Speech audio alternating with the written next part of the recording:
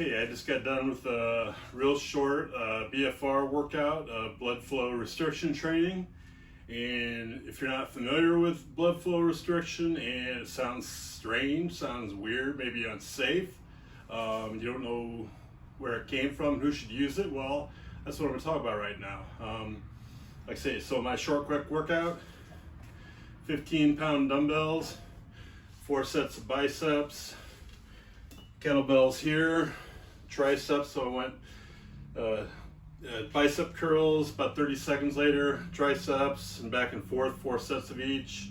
Then with the 15 pounds, just not a lot of weight, just did a set of 25 chest flies, then a set of 20 chest flies, and I've stopped. Got a little bit of pump, and that's not really what I'm going to talk about, but blood flow restriction training has been around for 50 years or more, even though you may have never heard of it or don't know much about it. It's been around 50 years in Japan, and it was developed there by a guy who's now a medical doctor named Yoshiaki Sato, and the name for it in Japan is called KAATSU, K-A-A-T-S-U. So look up KAATSU and you'll see it's the real deal. But they've done a lot of research on Japan starting in the 90s. So there's over 400 research papers on blood flow restriction training and a lot more in the works. It is safe and effective, and you're going to see a lot more about it in the next 2 or 3 years. They're using it, physical therapists are using it with people doing knee rehab after knee surgery. They're using it with professional athletes during the season because their bodies get beat up during a long season. They can't lift as much weights as normal, but you can still get a lot of strength and muscle benefits from blood flow restriction training. And that's the main benefits of it right there, is the fact that, like I say, these dumbbells, 15 pounds, not a lot, but like I say, 15, I think 20 the first set of biceps, and 15, 15, 15, which is kind of a normal range. And it's like and this is a 20-pound kettlebell first set for warm up, and then a 35-pound kettlebell for the triceps. So there again, I'm using a lot less weight, but I'm getting the same benefits as if I used heavier weight. That right there is the main benefit of it. Also the time factor. The total work I did was 10 minutes total. Now I could go on and do more. I could take the bands off and do some more upper body work if I want to, which I probably will when I'm done with this. But that's half of the benefit right there. Less weight, less time, less strain on your joints. I'm 57, and hey, I beat up my joints playing sports and lifting weights. I first injured the shoulder in 31 years ago, and I've tweaked it a few times since. I've never had surgery on it, and that was my main reason for trying blood flow restriction training, because I heard you got a huge growth hormone release and you'd help regrow tissue. So that was okay. I was like, I got nothing else to lose. I could see atrophy on both biceps and triceps on this arm, but also the deltoid shoulder area. And after 2 or 3 months, I could see some gains in size in my left bicep and tricep, along with gains of the shoulder, both size and strength. And I think it was about 4 months in, I was feeling really good, and I got a little greedy and went a little heavy on something and kind of retweaked it. But in any case, I'm kind of back where I started, and it does help with tissue regrowth, and there's a huge growth hormone release with this type of training, and that's one of the big benefits right there, especially for us guys over 50. You can use less weight, instead of the same results, or maybe even better results, because your joints don't hurt as much.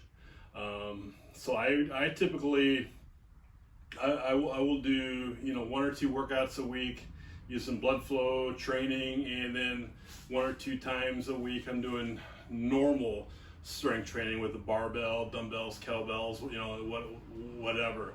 But I've seen improvements that way. How does it work? Well, actually, let's go back to the different types of bands. So I'm going to take one of the bands off here.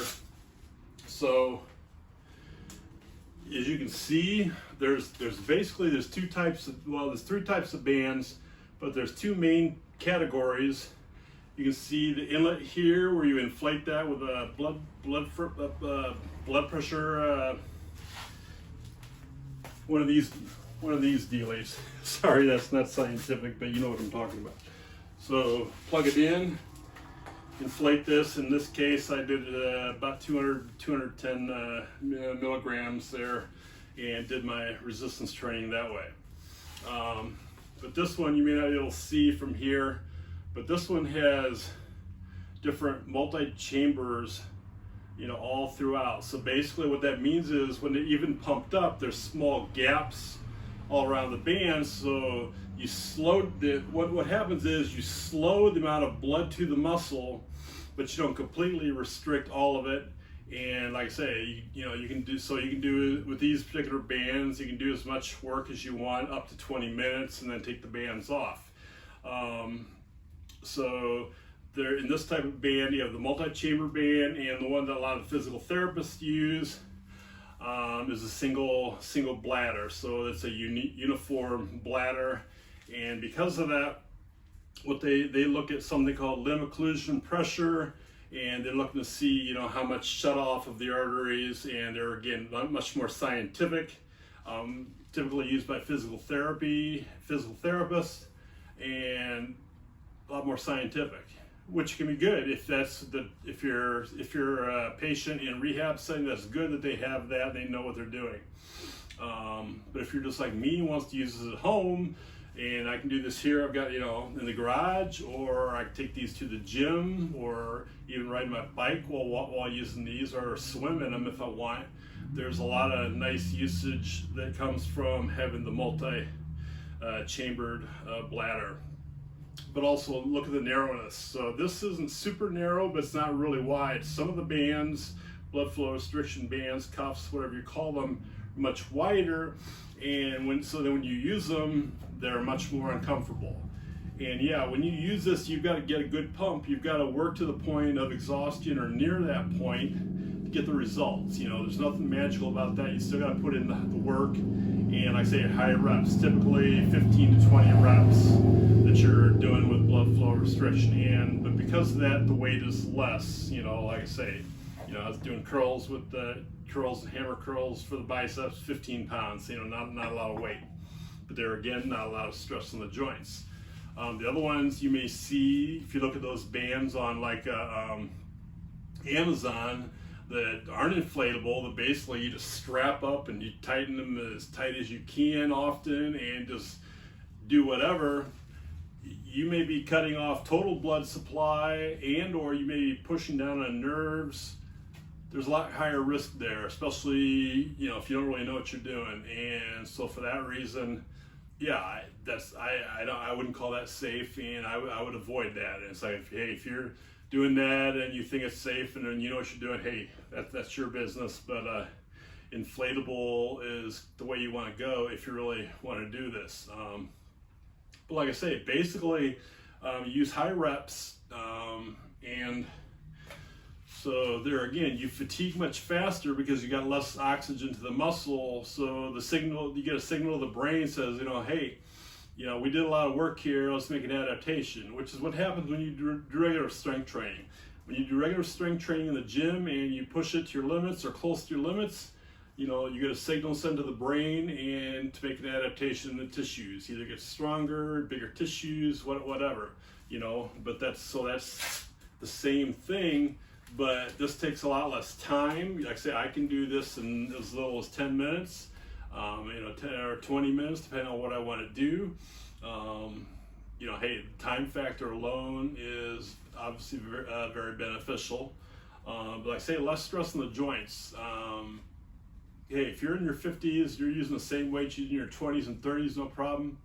More power to you, but you're very few and far between. Most of us had a few aches and pains and or some injuries at this point, and we can't push the way we used to. So that's the benefits of this, the blood flow restriction training, that you can use less weight and still get the results. Let's face it, ultimately we're looking to either increase the size and or strength of the muscles. And you know, if you can do that with less weight and less time, why wouldn't you? You know, because I'm looking at longevity at this point, and I think that's you know, hey, if I still want to be working out in 30 years, you know, assuming I'm still here, this is one way I have a better chance in my mind of doing that than if just trying to, you know, push it hard in the gym like I did in my younger days. Like I say, you know, go around, look at, you know, look up KAATSU and look at some of the research there. But like I say, there's a lot of professional athletes using this. Both Super Bowl teams, both Eagles and Kansas City Chiefs, use this in their training. To what extent and how much, I can't say. You know, but the fact that they're using it all should be a clue that, hey, if the top 2 teams in the National Football League are using this, and I'm assuming several others and or several other players in, you know, probably in all the different teams are using this, hey, maybe it's something, you know, but, you know, Joe Average like myself might benefit from too. And the reason that the NFL is using it, because they get beat up during a long season, so you can't push as much weight, so you often lose strength and or size, which is very important, obviously, in football. And so if they can maintain that and get some growth hormone release all at the same time, you know, that's a good reason. But like I say, it is very safe. You know, there's over 400 research papers, and there's a lot more in the works. This thing's going to be really take off sometime the next 2 to 3 years. You know, very little downside to this. If you're safe, if your doctor hasn't told you that you're not safe to exercise for any reason, you have severe uncontrolled heart issues or something like that, heart disease, you know, more than likely you're going to be able to use this. But you know, Dr. Sato and some of his colleagues have done this, worked with these with elderly patients with various cardiovascular issues. So, you know, there again, this is widely safe for almost anybody. Hey, if you can walk around, you know, you can probably do blood flow restriction training. But like I say, it's just something that, like I said, I've done it for about 1 year and 9 months, and I've seen size and strength gains on this left shoulder, and left arm, which is my primary interest. Like I say, I think it's going to help keep me pushing hard, and you know, if I'm lucky, hopefully avoid shoulder surgery at some point. But you know, if not, if I keep everything around that area strong, and that's the other thing, you kind of you know, it's like even when I was doing my biceps and triceps, you feel a pump in the neighboring muscles. I feel a pump in the pecs. Not huge, you know, but a moderate pump in the pecs as well as the lats too. So the muscles in the area code, so to speak, are getting some benefits. And there, you know, I can follow this up right now, do some more work for the chest and or the back or shoulders, whatever.